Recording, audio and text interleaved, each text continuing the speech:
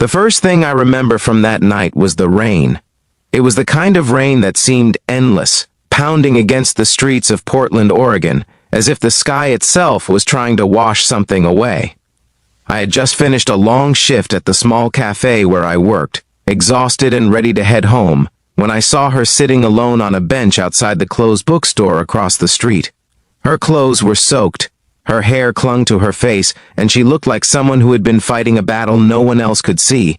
I didn't know her name then. I didn't know that one simple decision that night would lead to a moment the next morning where she would look at me with confused eyes and ask a question that would haunt me forever. "Last night, did you strip me?" And the only honest answer I had was, "I'm sorry, that was my fault." Before we go any further, if you believe in kindness, second chances, and the idea that one small act of compassion can change a life, take a moment to like this video, share it with someone who needs to hear this story, comment your thoughts below, and subscribe to the channel. Your support helps these stories reach more hearts. Her name was Rebecca, though I didn't learn that until later.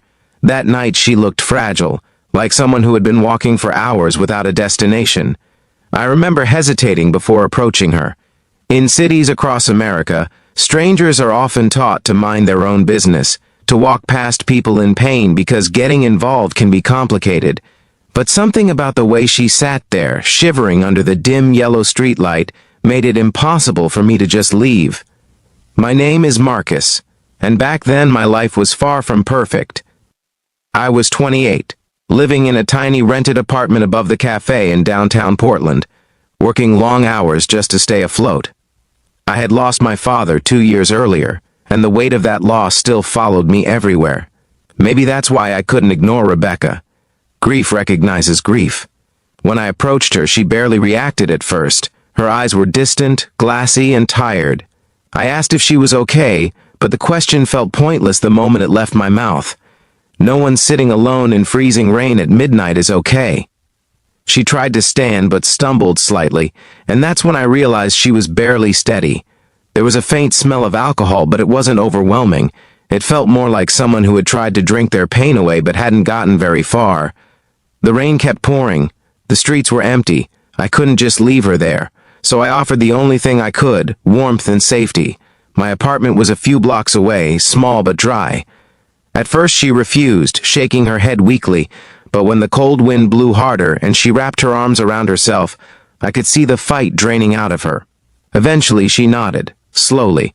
The walk back felt longer than usual. She barely spoke. The city lights reflected off puddles on the pavement, and the air smelled like wet asphalt and coffee from the cafe's vents. When we finally reached my building, she looked like she might collapse from exhaustion. Inside my apartment, the warmth hit us immediately. I handed her a towel and tried not to make things awkward. She looked embarrassed, like she hated being vulnerable in front of a stranger. I told her she could sit on the couch while I made tea, but then I noticed something that made my stomach drop. Her clothes were completely drenched. Not just wet, soaked through. Water dripped onto the floor beneath her. If she stayed like that, she would freeze once the warmth faded. I hesitated for a long moment, trying to figure out what to do. Finally, I grabbed a blanket and some spare clothes from my closet, an old sweatshirt and sweatpants. I told her she should change into them so she wouldn't get sick. She looked dazed but nodded faintly.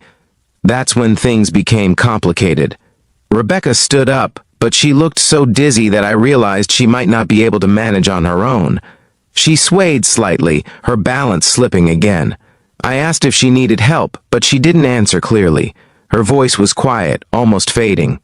In that moment, my brain made a decision I would question the entire next day.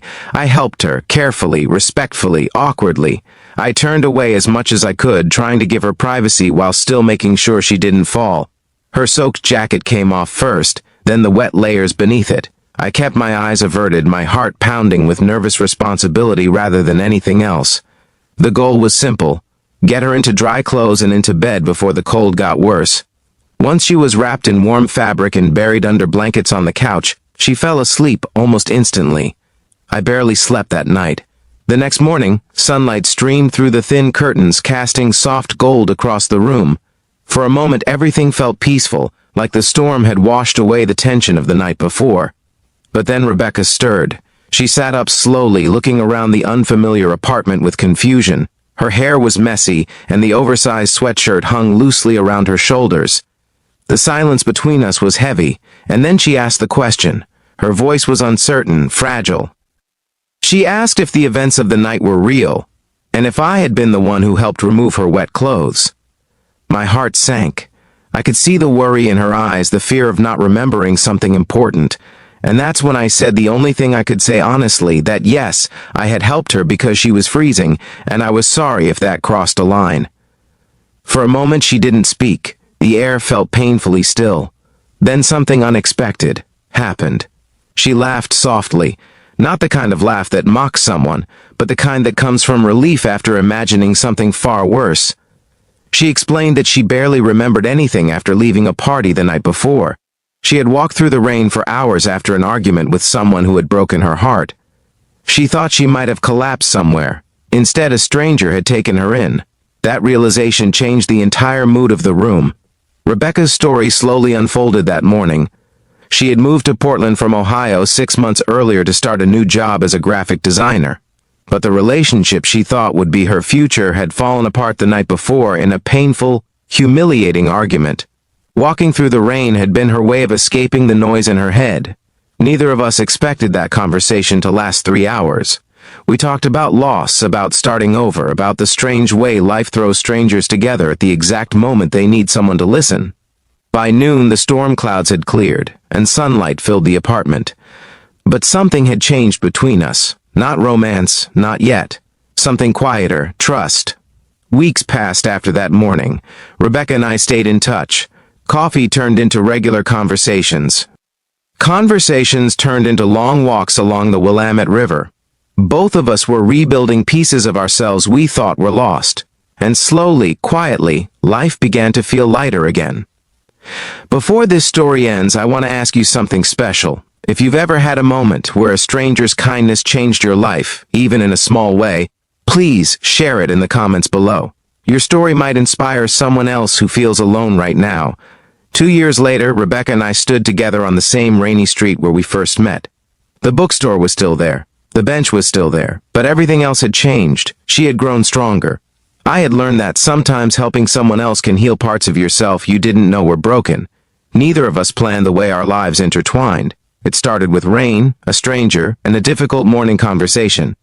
But sometimes the most meaningful relationships in life begin with moments that seem messy, awkward, and uncertain. If this story touched your heart, please take a moment to like the video, share it with someone who believes in compassion, and subscribe for more stories that remind us how powerful simple kindness can be. Because sometimes the smallest decisions, like stopping for a stranger in the rain, can change 2 lives forever.